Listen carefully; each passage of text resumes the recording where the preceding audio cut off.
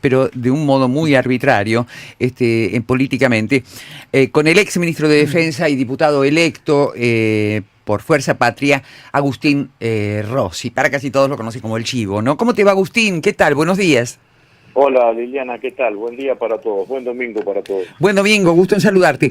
Bueno, a ver, en la situación actual, es decir, ¿quién es la oposición y cómo está la oposición real, si es que la hay todavía, o qué está faltando para que sea una oposición real a el resultado de las últimas elecciones de medio término?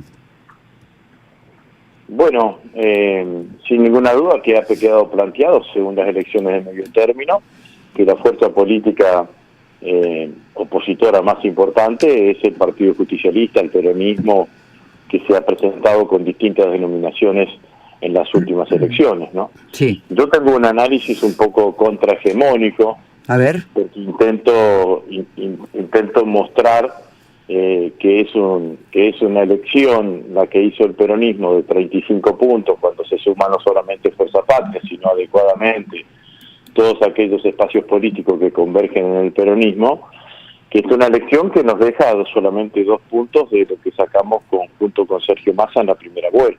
Sí, fue una buena elección. Entonces es una elección que nos deja con un piso importante, pero claramente también hay que decir que no alcanza para ganar elecciones. Uh-huh. Entonces lo que el peronismo tiene que hacer es ver de qué manera identifica cuáles son los caminos que puede llegar a tener de acá para adelante para ampliar su espacio electoral, su convergencia electoral. ¿Y hasta ahora cómo van en la tarea, Agustín? Bueno, es una tarea que hay que llevar adelante, ¿no? Ah, ¿todavía no empezó? Yo identifico 2 aspectos, digamos, ¿no? Primero, que nosotros tenemos que convocar a un gran frente, una gran convergencia nacional, que incluya desde los desencantados del PRO hasta la izquierda. Como hizo siempre el peronismo, va. Como hizo siempre el peronismo en términos generales, para plantear una oposición muy clara y muy contundente y un proyecto de país absolutamente distinto que el que expresa hoy el presidente Milei, ¿no? Ah. Y si eso es una mirada que yo la califico ampliar en sentido horizontal, hay que mirar también hacia abajo, y en el hacia abajo, en lo vertical, nosotros tenemos que lograr una mayor cercanía de la política con aquellos sectores de la sociedad argentina que hoy permanecen indiferentes para con la política, ¿no? O sea, claro, que no sea tan de abajo, sino de costado, ¿no? Que sea más, más compañero el de abajo y no considerarlo de abajo. Quizás no es la mejor expresión lo que quise decir, pero sí una mirada de mayor cercanía, digamos, ¿no? Bien. Hay una pensadora norteamericana que habla del optimismo de la crueldad, ¿no? Sí. ¿A qué se refiere? Se refiere, por ejemplo, cómo puede ser que haya un chico estudiante universitario que hoy sea mileísta cuando el gobierno tiene como objetivo destruir la universidad pública en la Argentina, por ejemplo. Digamos, ¿no? Y eso, o cómo puede ser que alguien que no llegue a fin de mes vote a este gobierno sabiendo que va a seguir estando sin llegar a fin de mes y quizás el mes termine un par de días antes. Ahora, lo que pasa con esto, que en algún momento se rompe ese optimismo de la crueldad y ese sector de la sociedad no pasa a la rebeldía, sino que queda en la indiferencia. Exacto. Entonces, está bien. Lo que nosotros necesitamos hacer es lograr acercarnos a ese sector, y para eso lo primero que tenemos que identificar qué tipo de indiferencia tiene. La indiferencia que en general, que yo he visto que tiene ese sector de la sociedad, no es una indiferencia para todos los ámbitos. Probablemente sea un ciudadano o una ciudadana que participe en su club de barrio, que participe en la parroquia, claro, no es del todo indiferente. Que en la parroquia de su zona o en la cooperadora de la escuela. Lo que tiene la indiferencia la tiene con la política y con la idea de que el voto no cambia nada, que vote en un sentido... Te da lo mismo votar de una manera que de otra.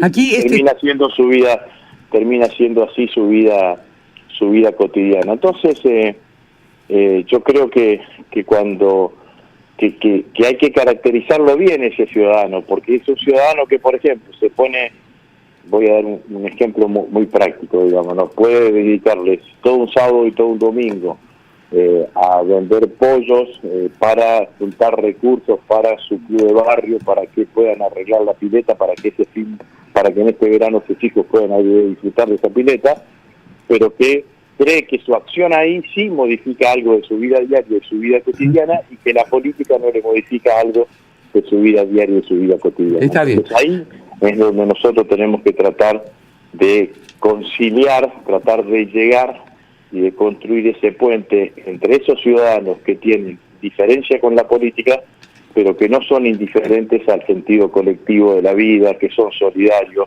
que trabajan en forma conjunta. La buena gente en serio. Bueno, estamos hablando con Agustín Rossi. Te saluda Esteban Boxler, Agustín. ¿Qué tal, Rossi? Justamente con este descreimiento que hay o descontento con la política, van pasando algunas cosas que a mí me encienden algunas alarmas. Por ahí ya con más de 40 años de recuperada la democracia, las Fuerzas Armadas tal vez ya son democráticas per se, pero este anuncio de parte del presidente Javier Milei de que en la cartera de defensa, cuando se vaya Luis Petri, va a asumir el teniente general Carlos Pestri, ¿cómo lo toma usted que estuvo en ese lugar, que un militar vuelva a conducir un ministerio en un gobierno democrático? Y no cualquier militar. Claro, exacto. Porque es alguien que actualmente es el jefe del ejército. Uh-huh. Lo decía gráficamente, se lo decía a unos colegas suyos de ustedes, el ejército, la jefatura del ejército y el Ministerio de Defensa comparten el mismo edificio que está allí sobre Paseo Colón. Sí. ¿No? El Ministerio de Defensa está en el piso número 13, la jefatura del ejército en algún piso más abajo, por lo tanto lo que hace es subir, Claro. ascender de piso, pasar de la jefatura del ejército al Ministerio de Defensa. Recién decía que eso es un retroceso porque durante estos 42 años de democracia, el esfuerzo de todos los sectores políticos, incluido radicales, gobiernos radicales peronistas, inclusive el macrismo, fue mantener la conducción civil de la defensa. Claro. El ministro de Defensa es el delegado del presidente ante las Fuerzas Armadas, el presidente es el comandante en jefe de las Fuerzas Armadas, y delega en el presidente una cantidad de las facultades que le da la Constitución Nacional para que ejerza efectivamente esa conducción política, esa conducción civil, que es lo que se estira en todos los lugares del mundo. En todos los lugares del mundo, miren, hay una frase de quien era el presidente, jefe de gobierno, jefe de gabinete francés durante la Primera Guerra Mundial, que fue al que se le atribuye aquella frase: la guerra es una cosa muy importante para dejarla solamente en manos de los militares. Uh-huh. Digamos, ¿no? A partir de ahí, en el mundo se construyó la idea de o la teoría y la doctrina de que era importante la conducción política y la conducción civil de la defensa, que eso era lo que garantizaba la profesionalización de las Fuerzas Armadas. Hasta ahora, lo que nosotros teníamos en la Argentina era que los militares reclutaban, adiestraban, formaban, capacitaban, equipaban a sus fuerzas, y cuando tenían que desplegar en alguna operación de carácter militar, lo hacían bajo la conducción conjunta del Estado Mayor Conjunto. Y que la conducción política de todo ese proceso estaba en manos del presidente de la Nación, que la delegaba en el ministro de Defensa. Lo que sucede ahora con esta entronización de el actual jefe del Ejército como ministro de Defensa es la partidización, la politización de las Fuerzas Armadas, y eso lo saca claramente del objetivo que describí anteriormente de tener Fuerzas Armadas fuertemente profesionales. Ustedes imaginen que el teniente general Presti hasta el día de hoy es un general de la Nación, y a partir del 10 de diciembre va a ser el ministro de Milei. Entonces, pasa de ser general de la nación a ser ministro de Milei. Entonces, la partidización, la politización hacia el interior de las Fuerzas Armadas es un hecho constatable, que no es conveniente, que es verificable claramente, y que no es conveniente a los fines de tener Fuerzas Armadas subordinadas al poder político, subordinadas al poder civil. Y por el otro lado, a la hora de tomar las decisiones el futuro ministro Presti, sus lealtades, ¿a dónde van a estar? A la fuerza a la cual integró durante 35 años, en donde tiene amigos, compañeros, camaradas, o van a estar a lo que le indique el poder político en un determinado momento, en una determinada circunstancia. Bueno. El ministro Presti va a justificar, va a ser el que va a dar la cara por los bajos salarios de los militares, que era algo de lo cual el general Presti, en tanto jefe del ejército, se quejaba, como se quejaba de la distorsión y la prácticamente quiebra a la cual le ha llevado adelante el ministro Petri. Bueno, es altamente improbable. Digamos, ¿no? Bueno, entonces lo que vamos a tener es que tenemos una situación en donde el ministro, actual jefe del ejército, designado ministro de defensa, una duda absolutamente sostenible. ¿Qué va a ser? ¿Va a ser el representante del presidente ante las Fuerzas Armadas o va a ser el representante de la corporación militar? Bueno, la respuesta se da sola, ¿no? Es que, como dicen el chiste, se hace solo.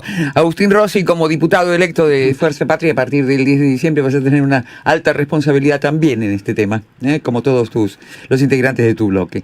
Te mandamos un abrazo desde aquí. Bueno, muchas gracias, que sigan muy bien, adiós. Gracias, hasta pronto. Bueno, y 30, mira qué puntuales. 10:30 de la mañana, momento del Siempre Noticias.